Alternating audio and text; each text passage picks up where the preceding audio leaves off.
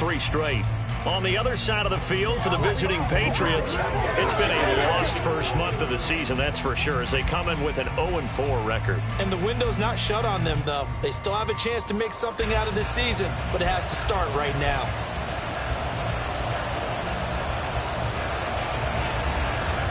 The first quarter of the season already in the rearview mirror, and off we go in Week 5 on EA Sports.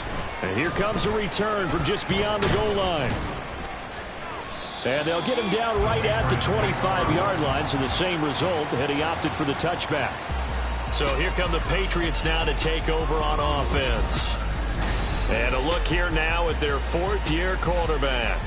And this is a game for grit, determination, and somehow finding a way not to panic. What a horrible start for them. I mean, they haven't won a game yet. So now, as a quarterback, you're not just talking to your team.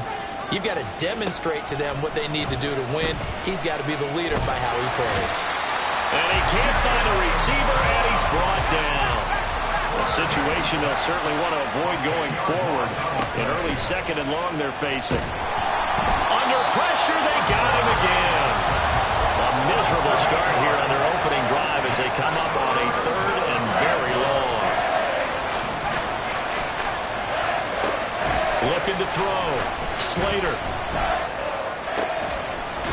Wide open receiver complete. So still a scoreless game in the first, but they're going to go for this thing on their own side of the field on 4th down. They're going to try and throw. And it's going to be batted down, and we'll go the other way with the football. A surprising move here on the opening drive of the game, and this defense delivers a turnover on downs on the very first drive of the afternoon. And they'll run with Tucker, and he maneuvers up the middle for 3, and it's 2nd down. And Charles, we've seen some of the injuries that have popped up for this franchise, and obviously hoping to get these guys back on the field in a hurry. Brandon, I'm going to go ahead and age myself, but I'm going to ask you, when you were in high school and there were injuries, did you hear next man up from your coaches? Well, you hear it every week now in the NFL, that's for sure. You know, back when I played with dinosaurs roam the earth, you didn't hear next man up. You heard, oh, no, we've got to put in Davis.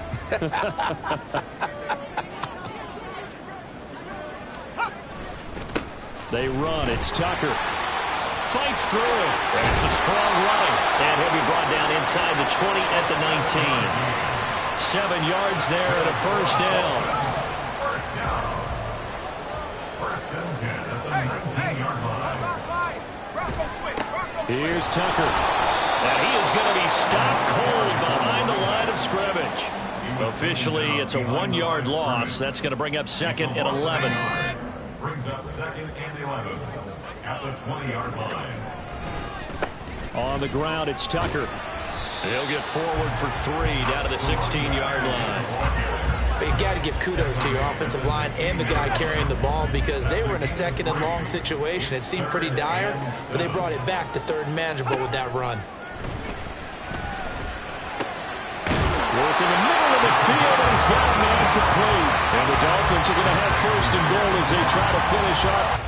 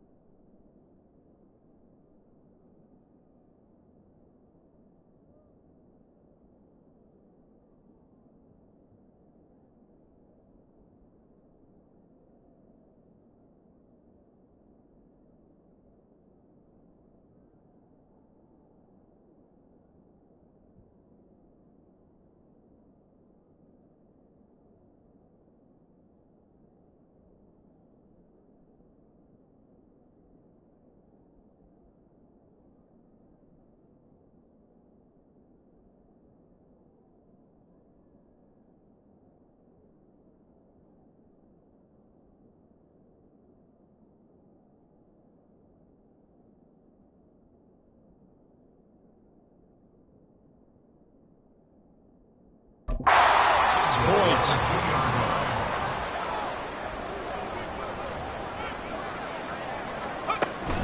Tucker is going backwards as he'll be tackled back at the 4-yard line. A loss of 2 there. Second down. Loss of 2 brings up second and goal at the 4-yard line. He'll try again, and he's going to lose yardage again as he is stuffed behind the line. It'll go down as a 2-yard loss, and it brings up a 3rd down. It's 3rd down and goal to go. Back to throw. Gore.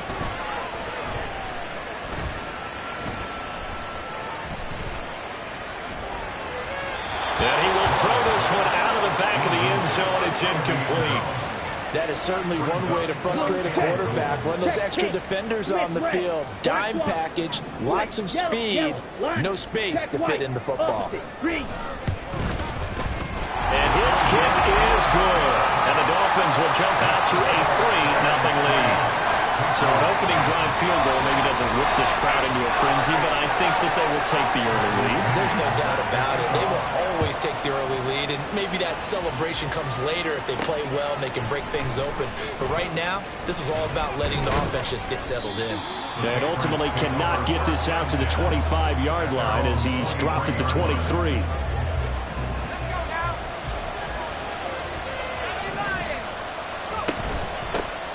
First down, it's Ware. And he'll get this just across the 25-yard line. You talk about this Miami defense. We know they're going to be tough to throw on. Top 3 in the NFL defending the pass. Yeah, defending the pass hasn't been an issue for them. It's been stopping the run. And if they don't stop the run, they can't get back to their strength, which is guarding against the air attack. This defense for the Dolphins, they were terrific last week in a victory over Buffalo. And no matter what's done throughout a ball game, it always comes back to blocking and tackling. That's the essence of football. But I think it's hard for people to understand just how difficult it is to tackle, especially open field. Very few missed tackles on tape that I saw last game. This team does a nice job of getting their opponents on the ground. On 4th down, punt coming from Braden Mann. He punted 4 times in the loss last week as he gets this one away here. Taking it about the 16. Officially, that'll go as a 52-yard punt. Not too shabby. And it'll be Dolphin football.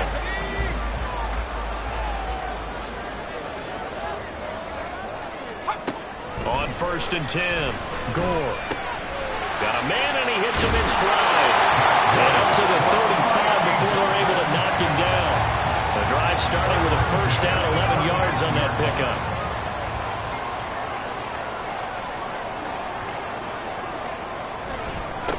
Up the middle they go. Tucker has strong running there as he's across midfield and down to the 49. Give him 15 yards on that one, and the Dolphins have a first down.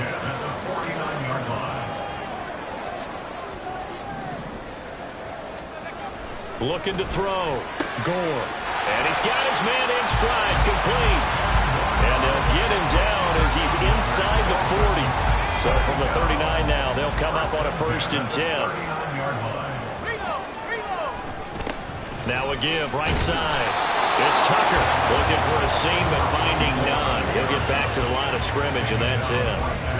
So after the run for no gain, here's 2nd and 10. At the Patriots 39-yard line. Operating from the gun, Gore. And Walker has it. 5 yards, now it's 3rd and 5.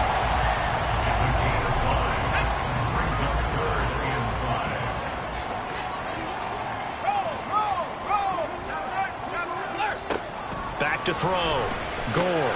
Able to find the open man, that's complete. And he is going to have the Dolphins first down by about a yard as they find a way to convert there on 3rd down and 5. Looking to throw. Gore. And that nearly trouble, but it's incomplete. The rookie had it and lost it. And it'll be 2nd down.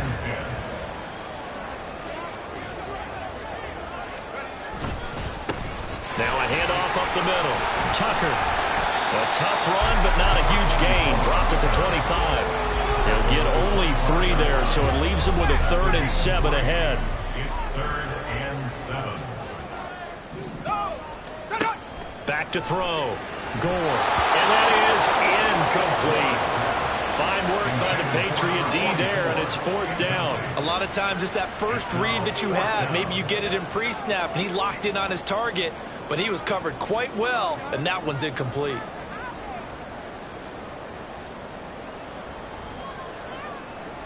On now the Miami field goal unit. Made his first, this now from 42 yards out. And his kick here is good. And that will make it 6-0.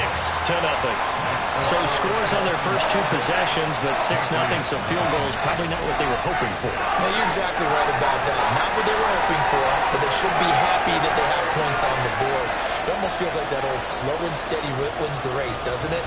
In this case, though, they want to be slow and steady now, but get explosive later and put the points up on the board.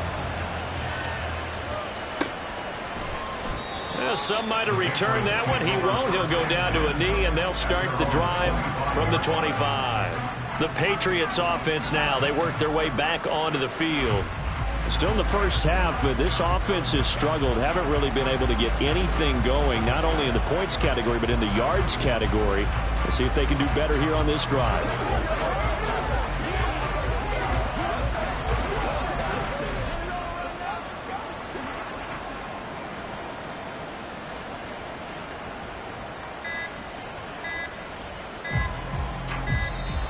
Now problems right out of the gate.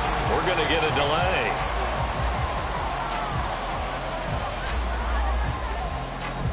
Delay of game, offense.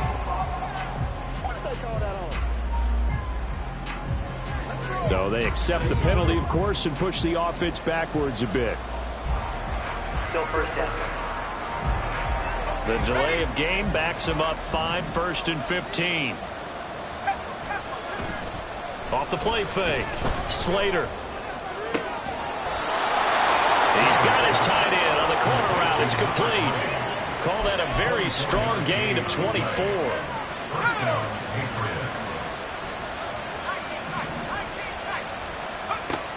Operating from the gun. Slater. Throwing left sideline there, but it's incomplete. The Patriots at a disappointing 0-4 through the first month of the year. It's been really a lost first month of the season, that's for sure. And they still believe they have potential. They still believe they're a good team. But they have to absolutely start showing it right now. 0-4? That doesn't even sound right to them. But let's face it, you are what your record says you are until you break out of it. They go play action here on first down. And his throw's going to be incomplete. You talk about this Miami defense. They're going to be tough to throw on, no doubt. Currently ranked 3rd in the NFL against the pass. And since this is such a good unit of covering passes downfield, I think that last play is typical of what we might see. A lot of short passes, see if they can generate some run after the catch, but nothing doing on that one. It'll go as a loss of a yard, so now they deal with 3rd and 11. Looking to throw. Slater. Pass taken in by his good tight end. And he's got another first down as he's brought down at the Dolphins' 21. Back to throw. Slater. And this is incomplete. Nice progress down the field was halted by that incompletion. They could try for some safe yards here to get things moving again, or keep throwing it and pushing it downfield to try and pick up bigger yardage. Now left side, a completion to his tight end. And he gets it inside the 10 to the 9. They'll look to throw again. And his throw here's incomplete. Not sure what happened out there, but it looked like the timing was a little off on that throw. Well, you know I'm a defender, so what am I going to say? Great defense. Darn right. They did something to disrupt that timing. Trying to get one more in here before the quarter breaks. Again, he'll drop to throw. Oh, that's into a double team, and it's intercepted. And the Dolphins are going to get possession. As time will run out on this first quarter of play. 6-0 our score after one. Second quarter from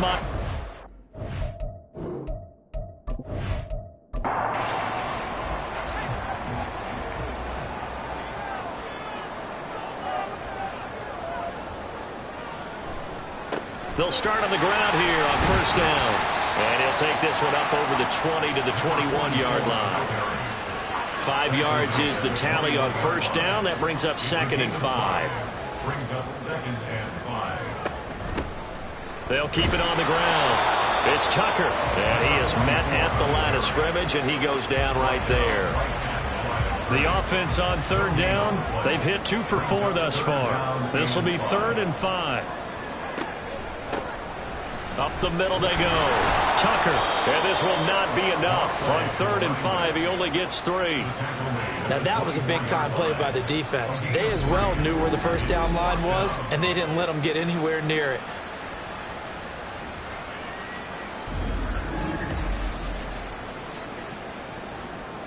So on now is the Clemson man, Bradley Pinion, to punt this one away. He only punted twice in the win last week as he gets this one away. Just a 2-yard return there following a punt of 48. And the Patriots take over. New England trying to get a place on offense.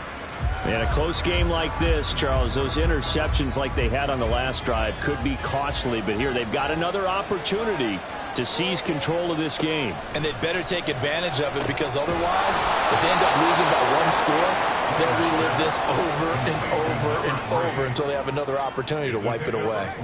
Snap will come from the 31 on 2nd and 7. On the ground, it's Gray. Calling a gain of a couple, and that's going to leave him with a 3rd and about 5.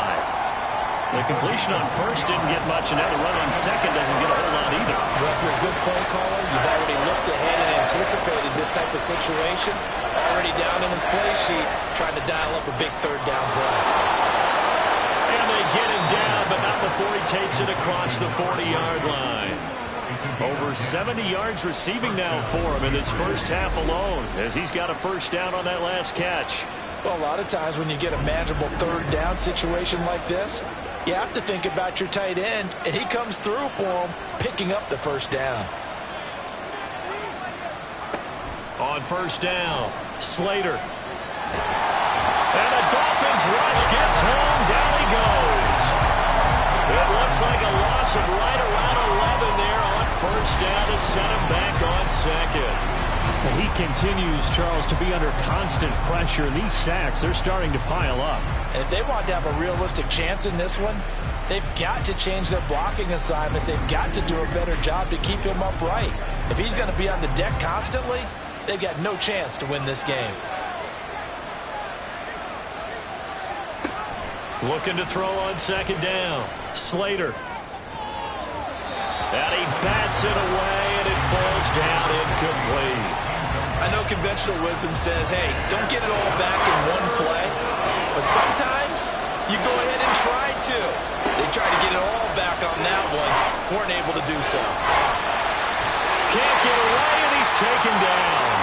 And now after that sack, we'll pause here a moment because someone was shaken up on that play. We'll get an update when we come back to Hard Rock Stadium. Out now is the punter, Braden Mann.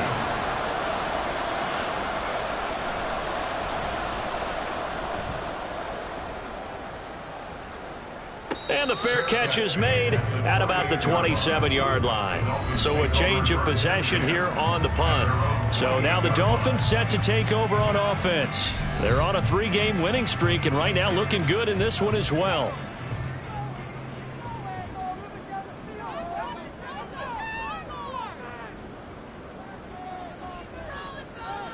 Throwing to start the drive. Gore. That's Waddle. He's got the catch on the out route. And he's going to be down at the 35. Gain of 7. From the 35, here's second down and 3. Brings up 2nd and 3 at the 35-yard line. Off play action. Gore. And a quick throw here. That's complete. And he gets this up across the 35 before he's out of bounds. So here's a 1st and 10 at the 38. Looking to throw. Gore. Now throw on the run, but that's going to be incomplete.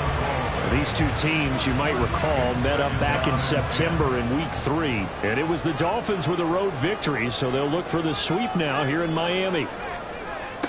Back to throw again. Got a man, and he hits him in stride. 9 yards, not quite enough, and they'll be left now with 3rd and 1. He's not quibble about the game there on 2nd down. That was a positive play because that was a take-what-you-can-get situation. Got out to the tight end. Now gives him a much better opportunity to convert on 3rd down. On 3rd down, it's Tucker, and he will have the 1st down as he's brought down up near midfield. We ought to come up with a T-shirt and sell it that says no indecision on 3rd and 1. And we didn't see it on that run, did we? Got his shoulders square, just got right into the line of scrimmage and picked it up. Absolutely. Picked his lane, went with it, and converted. Throwing on 1st down, but this one winds up to be incomplete. Here's 2nd and 10.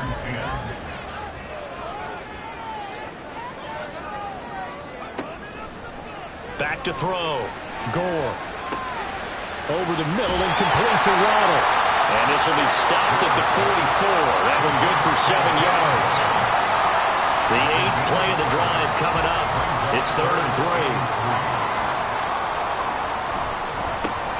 Now a handoff up the middle. Tucker. And he won't be close to a 1st down as he runs into a wall right around the line of scrimmage. No gain on the play there, and it'll bring up 4th down. And as a defensive end, getting off the ball quickly, swarming to the football, making a tackle, that's what we saw right there. Yeah, and that's what their job is. And really, a lot of the time, they have to throttle back a little bit in the run game because you know those defensive ends, they're like in a sprinter stance. They're just headed straight for the quarterback. That was good recognition on that play to hold him to no gain. New England's offense set to go. The crowd may be losing just a little bit of the edge after back-to-back punts. They want some big plays. They want to see some offense. They want to see somebody break away, whether it's through the air or on the ground. Now it'll be interesting to see where the patience is on both sides. Each head coach, can you hang in there and not try and force something that could put your team in some jeopardy? The drive starts with a completion left side. And he's got it past the 30 before he's hit and dropped. Right off the bat, it's a 1st down to start the drive, 12 yards. 1st down, New England. Looking to throw. Slater. And he will find his man on the outside. And he'll be out of bounds, but able to get it up past the 45. Give him back-to-back catches now. That one for 16 and another 1st down.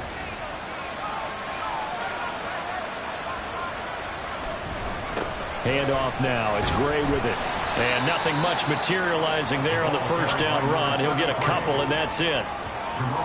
The passing game's been working quite well so far, but the running game's been a little bit of a struggle, and that's a surprise to me. Typically, when you can throw it, you've opened up lanes for your runners. And they get him behind the line, so that short gain on 1st down quickly negated. This will be a loss of 3, and now a much tougher 3rd down looming. That's a tough one right there. He ran right into the teeth of the blitz as the linebacker was freed up in order to stuff that one for a loss. I think quarterbacks got to see that. Got to find a way to audible into something a little more advantageous.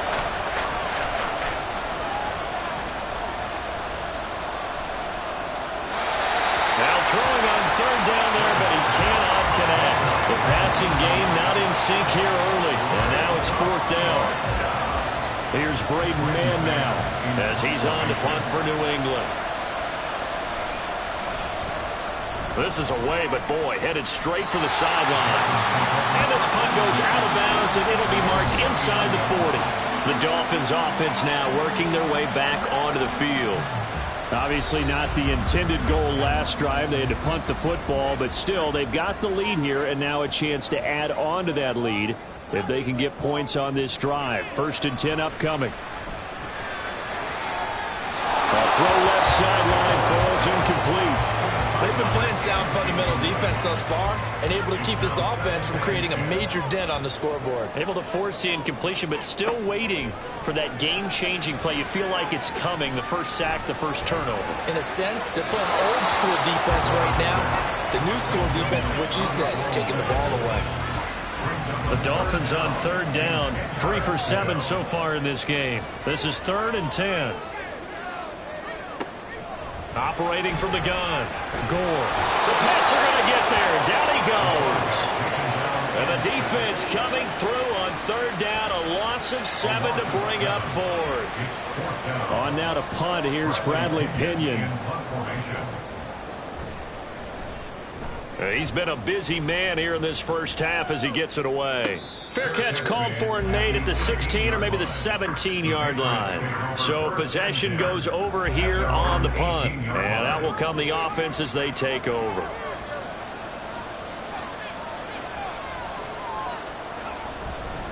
They'll start this drive out on the ground. And he'll be taken down at the 20 after a gain of just 1.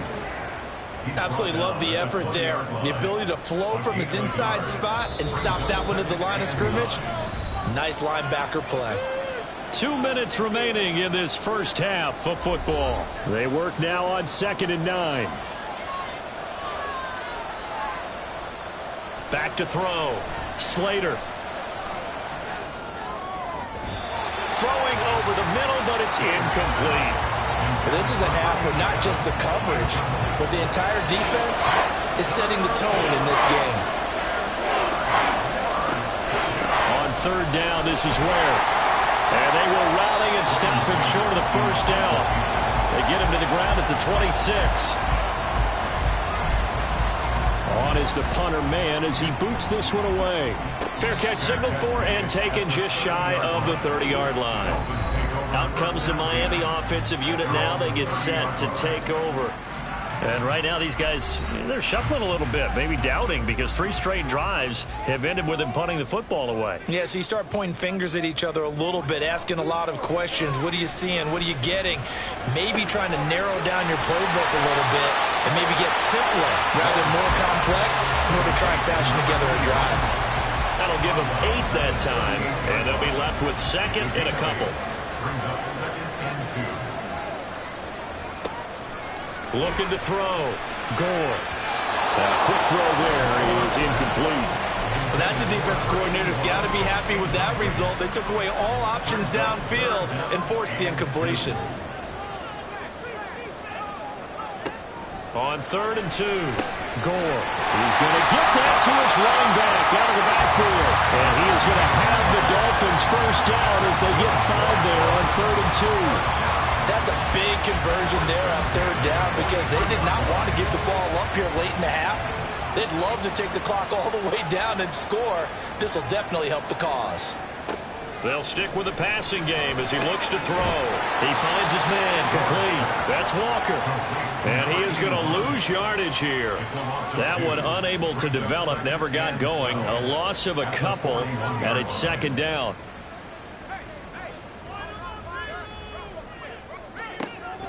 Operating from the gun. Gore. He finds his man complete. It's Walker.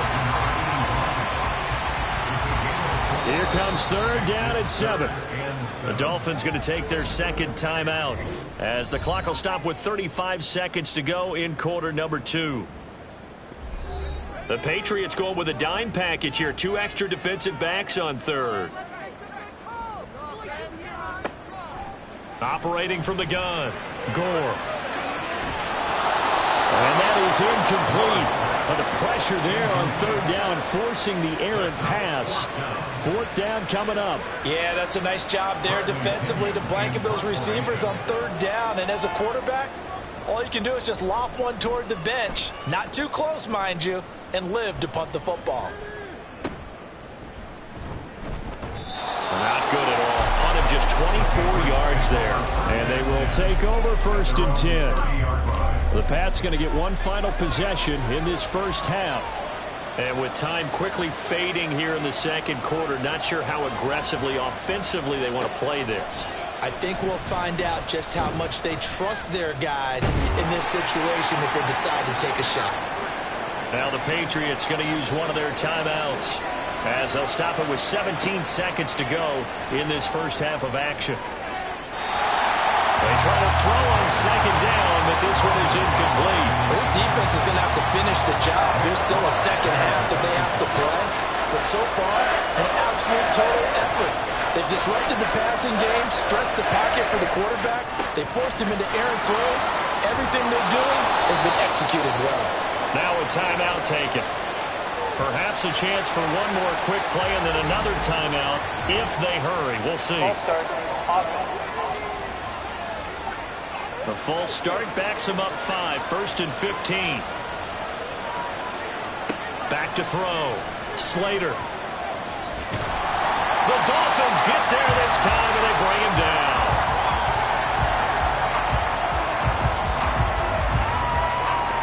So a couple of field goals, that's all we've been able to muster through 2 quarters of play. 6-0 is our count at the break.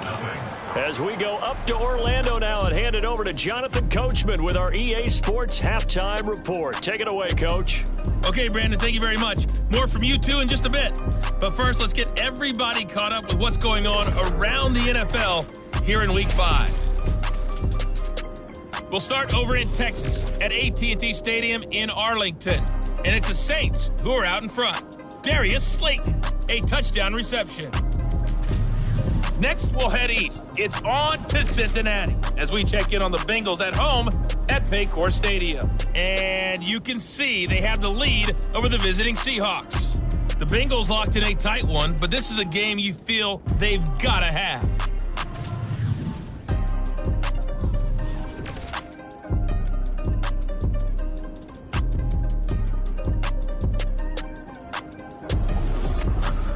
We were certainly treated to an entertaining first half.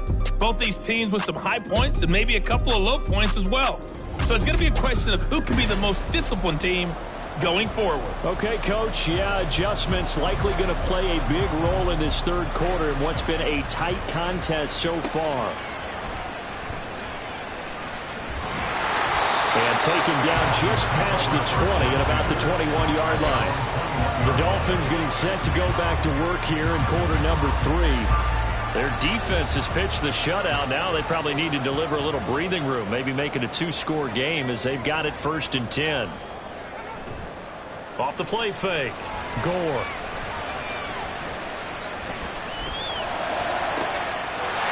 And a throw right sideline is complete. And they work this well upfield across the 45. That'll be marked as a 27-yard pickup. That's the number 2 receiver in the NFL in terms of yardage. And tell you what, a few more plays like that, he won't be number 2 for long. But that's what often happens when you have competitors running around the field. These guys know where they stand in relationship to yardage, totals, numbers, the whole deal. And let's face it, all of them, they all want to be number 1. On first down, it's Tucker. He'll work his way up the middle for a gain of about 4. 2nd down.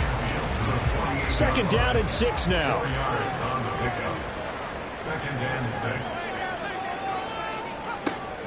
6. Looking to throw. Gore. And Walker with it over the middle. He continues to deliver a first down here. He had 4 catches in the first half, and this one number 5. Up the middle they go. Tucker, and he is met in his tracks behind the line of scrimmage. He'll lose a yard there, and it's 2nd and 11. That was a terrific play, causing a loss. As a middle linebacker, simple. You can either fill holes or you can attack them, as he did there. Off the bootleg. Gore. He throws it on the move, but can't connect as that falls incomplete. Right now, the story of this game continuing to be the defenses, because the offenses, they're finding it difficult to establish any rhythm whatsoever. I like how you come to us in praise of defense, Brandon, because that's exactly right. That was an incompletion force there, but we've seen it throughout this game. Both of these defense coordinators, they're a step ahead of their offensive counterparts. Here's Bradley Pinion now, as he's on for the 5th time here today. And no return possible here as they angle this one out of bounds. So here are the Patriots now. They get ready for their first possession of half number 2. And with the way this offense has played thus far, to be frank, they got to feel pretty grateful to be in the ball game. I would agree with you totally because they've done all of nothing offensively in this game, yet they still find themselves in a position on this drive where a touchdown can give them the lead. They need to take advantage of it. And they're still looking for that first touchdown here in the third quarter. All they have so far, the field goal. From the 31, here's second down at 7.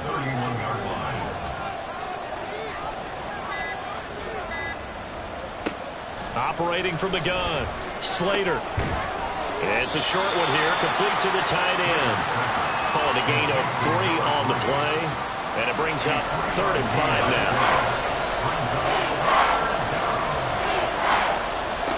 Back to throw, Slater.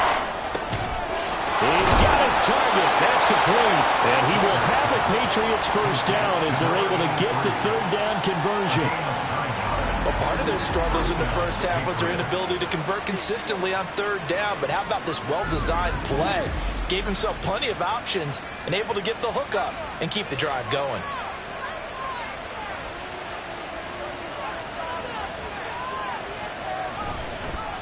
Now Gray. 5 yards on the carry. Good pickup on first down. That's a really nice, tough run inside, and they gained 5 yards on it. And to be frank about it, most offenses don't expect to get 5 yards on a play call like that. So when they do, they go back to their huddle with a little pep in their steps. They're starting to think that they're starting to dominate the line of scrimmage.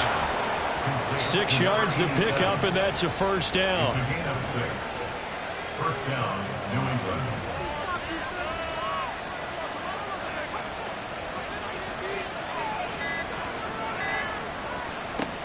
Looking to throw. Slater. There's a short one to the tight end, Johnson. And they'll get him down after a pickup of 8. 2nd and 2. 8 yards. 2nd and a couple. Brings up 2nd and 2 at the 38-yard line. Off play action. Slater. Oh, he's got a man wide open. Complete. And all the way in. Touchdown, New England. A great play there. His 2nd touchdown on the season. And the Pats are an extra point away from taking the lead. Well, they were down 6 at intermission, but they quickly erased that deficit. And, Charles, now they've got a chance to take the lead. And while being down 6 points, obviously not an insurmountable lead, tying a game up, that just relaxes a whole team, doesn't it? And now when you add the extra point and you go up, you really feel good about what you've accomplished. Extra point by Mevis is up and good. And they take the lead here at 7-6. Dolphins 6. From a yard or 2 deep, here comes a return. And he'll be brought down shy of the 20, so the decision to bring it out of the end zone, not a good one. Out comes the Dolphin offense now as they get set to take over here. See if they can put this drive in the end zone, Charles, because it's been a little bit of a rough go at times. They've had to punt the football a ton in this ball game because of stalled out drives. So are you saying that you're kind of tired of seeing the punter run out there and do his thing during this game? Is that what you're trying to say? Well, I mean, I'm okay with it. I have a feeling that this offense, they don't want to see the punter again. And frankly, the punter doesn't want to run out there anymore himself. He would love to see his offense put together a drive and give his leg a rest. Now this one to his tight end out on the right side. So the completion good for just 3. And that's going to bring up 3rd and 2. Brings up 3rd and 2. Back to throw. Gore. That is caught. And he is going to have the Dolphins first down as they get 5 there on 3rd and 2. This is a nice job of just taking what the defense is going to give you on 3rd down. You're not looking for a big play downfield. You just want to find something that can get you past the marker. They found it and were able to keep the drive moving. And he'll be tackled just past the 35 at the 36. Tackle made there by Jabril Peppers. Now 2nd and 5. 2nd and 5. At the 36. Looking to throw. Gore. Got his man complete over the middle. It's Walker. They call his number again. It's his 6th catch and a first down.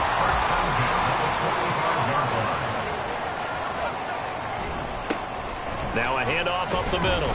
It's Tucker, and not a whole lot of room to operate there on the first down run. He gets maybe 3. From the 48-yard line, here's a 2nd and 7. Brings up 2nd and 7. Back to throw. Gore. He's got a man. It's his tight end. That's complete. And he's got another first down as the tackle's going to be made at the Patriots 37. A new set of downs after a strong pickup of 16 yards. Now what we're seeing, this is much better from this offense because so far in this game, no touchdown to this point. And what's usually a direct correlation? Very few explosive plays. That's been their issue. Not able to make that big shot downfield or break one off, but a nice game there for a first down. They will get 4 yards here on the first down run, and that'll make it 2nd and 6. 2nd and 6. A gain of 4. It's now 2nd and 6.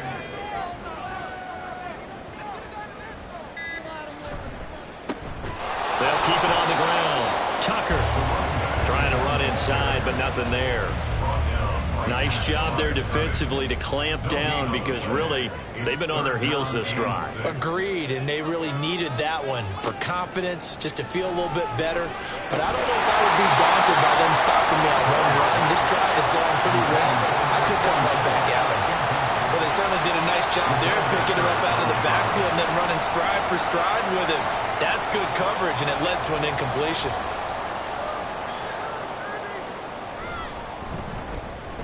And this one looks good. It is good. Right down the pipe. And the Dolphins have come back now to regain the lead.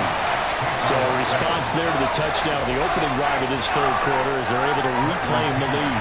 And I think he'll take that because obviously you'd like to be able to match them touchdown for touchdown. But the first order of business was to get the lead back, and they've done that. Now you want to give a good pep talk to your defense to take it from there. And no chance to get away as they'll get him down at about the 17-yard line. Out comes the New England offense to see what they can do this time.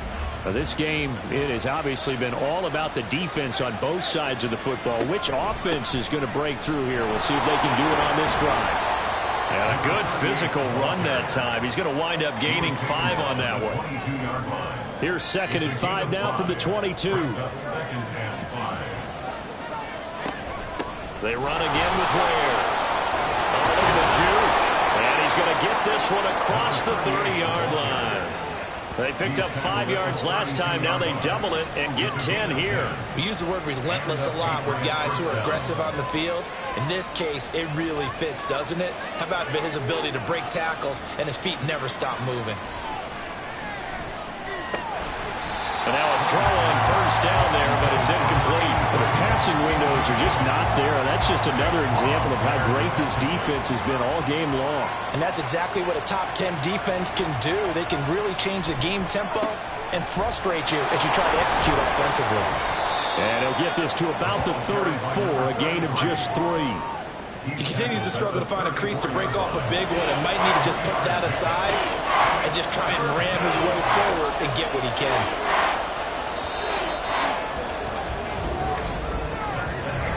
So they'll get a little extra time to come up with his third down play as we've played 3 quarters. We'll return with more after this break.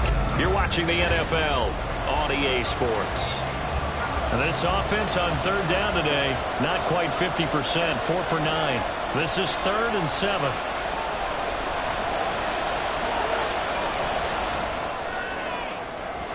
They take a shot downfield there, but it winds up falling incomplete. That was for the lead right there. They know they're in a position where fortune favors the brave. So they took their shot, but couldn't connect. The Patriots send out their punter as he'll come on to kick this one away.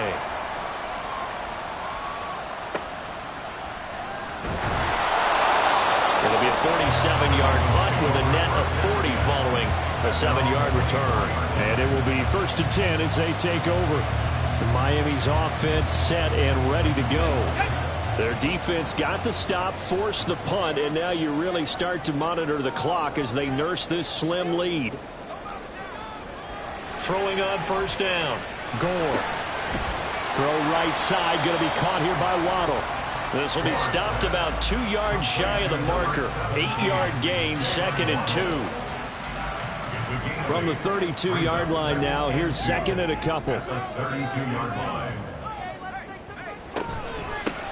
Up the middle they go. It's Tucker. Shrugs the tackle. Nice. And he'll get it out near the 40 to the 49. 62 yards rushing now, as he's done it on 22 carries. So from the 39 now, they'll come up on a 1st and 10.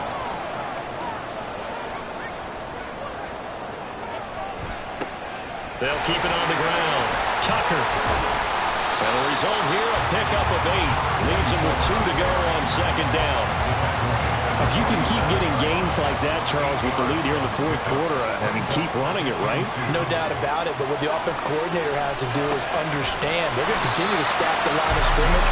What runs do you have in your arsenal that'll work against a stacked box and continue to move the ball? 2 first downs have them up near midfield now on 1st and 10.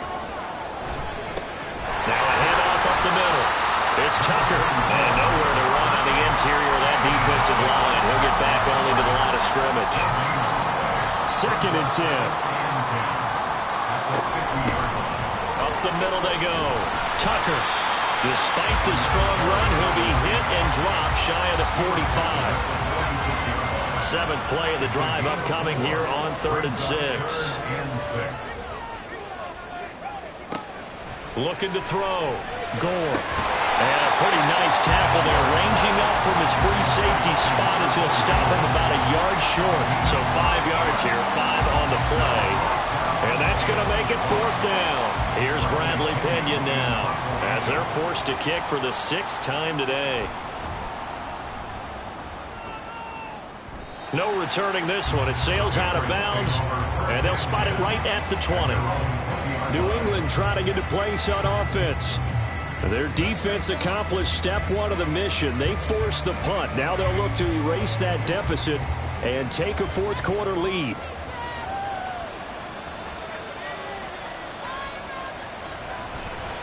They'll start on the ground here on 1st down. And now off to the races, down the right side. And he'll have it past midfield almost to the 40 before being taken down. A big pickup of 38. That's the run he's been waiting for, Charles. He's been bottled up all game. That run alone got him more yards than he had in all his previous carries combined. And don't think for a second he doesn't know that, because every back that I know can almost calculate every yard with every step that they take. Had to be frustrated because of what's happened during the game. Has to feel a lot better after that run. Running on 1st down with Ware. And a good job of finding the open space to run as he's down close to the 30 here. That goes as a gain of 11 and a Patriot 1st down.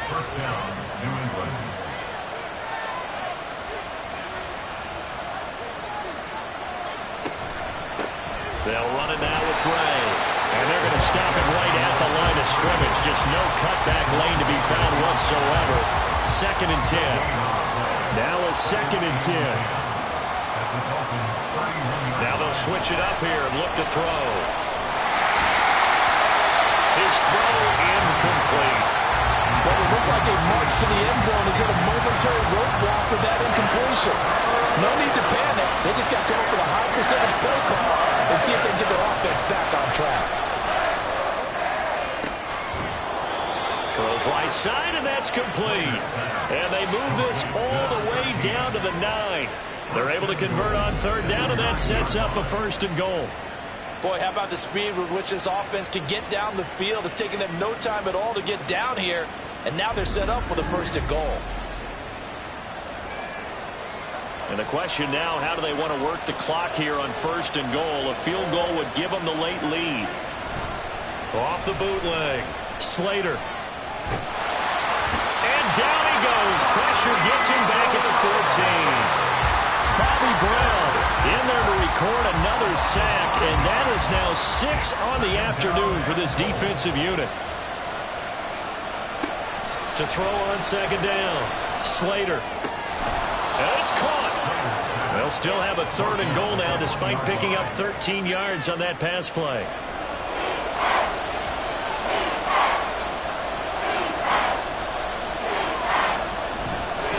Gray. And a loss of 3 to bring up 4.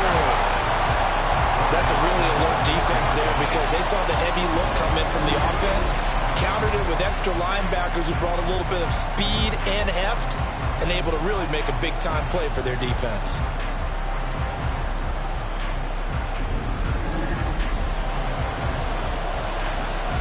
So here we go. Maybe the biggest kick of the game forthcoming. This for a fourth quarter lead.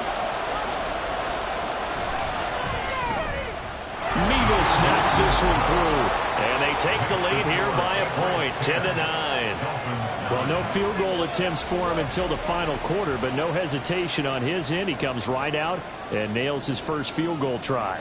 And give him a lot of credit, too, because he stood there the entire ball game, but has managed to stay with it both mentally and physically.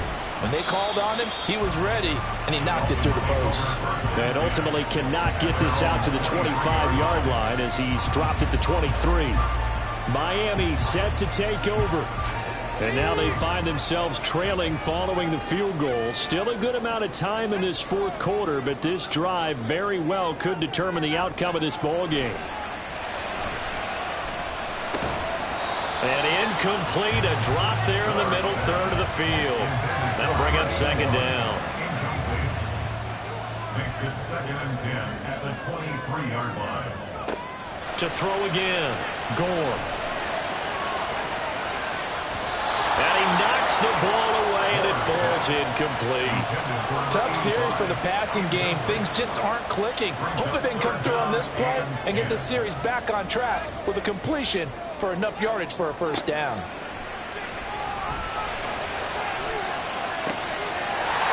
Wide open receiver complete. That one will go down as 33 yards on the third down conversion. They absolutely had to take some chances downfield trailing here in the fourth quarter. So why not go 4 verticals, send the guys downfield, say make a play. And that's one of the favored routes of offensive coordinators. You know why? Because receivers can be open at any point running that route. So the big play moves them all the way across midfield. It's 1st and 10 from the 45. Off the play fake. Gore. Open man is Waddle complete. And he's tackled a yard short of the marker. Good gain of 9 on first down. Just need a yard here. 2nd and 1. 36-yard line. They run the counter. It's Tucker. And this defense not ready for that one as he'll take this down inside the 25. 86 yards rushing for him so far as his terrific season continues here.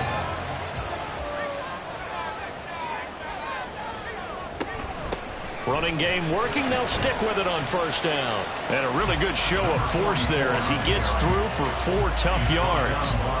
The ball resting on the 20. Here's 2nd and 6. 2nd and 6. They'll keep it on the ground. Tucker. And the reinforcements come in as they're going to stop him behind the line. It'll be a loss of a couple on the play, so now 3rd down coming up. Brings up 3rd and 7.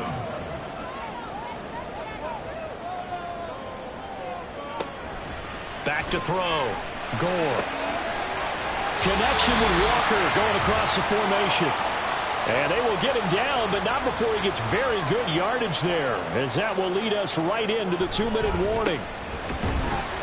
And this will result in him losing yardage. Back to the 3. Partner, you've got about 20 coaches on your payroll, but there's 60,000 of them in the stands. I don't think any of them like that play. And the later we go, it's starting to sound like 100,000 in here. They'll try to run this one in. And they'll take this into the end zone for the Dolphins touchdown. Sean Tucker with his 4th rushing touchdown on the year. And the Dolphins have moved out in front here in the 4th quarter.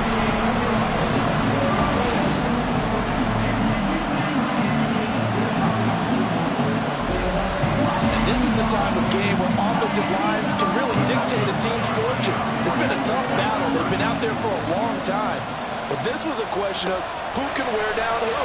And that's excellent work to put a long drive together. And he's going to be taken down. It's a sack. And they fail on the try for 2. Now a stoppage here as it looks like we've got a Dolphin shaken up on the play. We'll get an update when we come back to Miami. Now Pinion with the kickoff honors following the touchdown. This fielded right at the goal line. And he brings us out past the 20 to the 24. So the Patriots now down by 5. A little over a minute and a half remaining. Now their losing streak in danger of continuing as they come up on first down. They'll look to throw.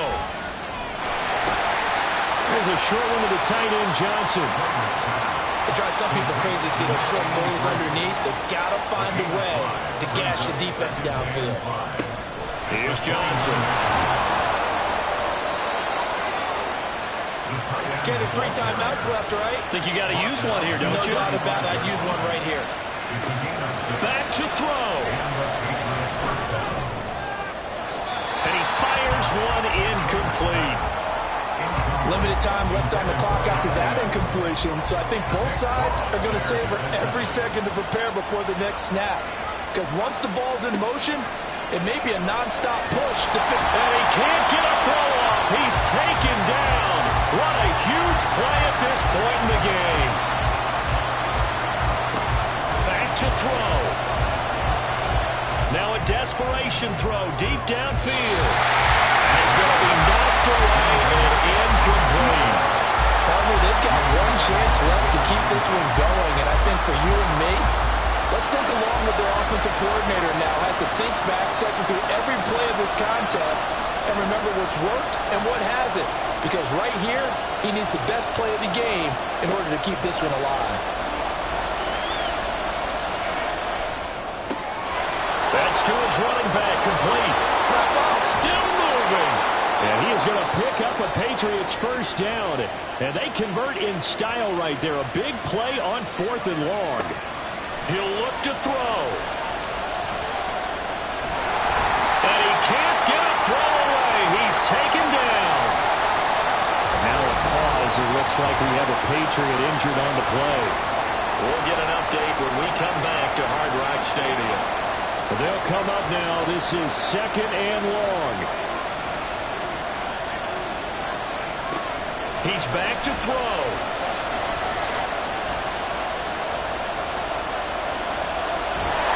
And he can't get a throw off. He's taken down. What a huge play at this point in the game. One final shot. They'll look to throw. Quick hitter here. It's complete.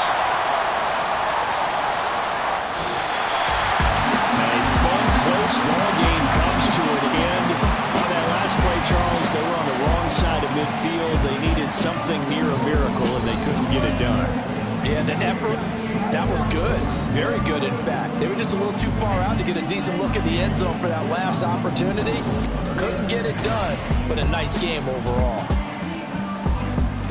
So for Miami, they boost their record up to a strong 4-1. And they'll hit the road next week to take on the Houston Texans. Meanwhile, for the Patriots, things aren't looking good. It'll be an 0-5 start. And they'll get a chance to redeem themselves at home next week. Thanks for tuning in, everybody. Alongside Charles Davis, we thank our entire crew. I'm Brandon Gaudin. This is the NFL on EA Sports.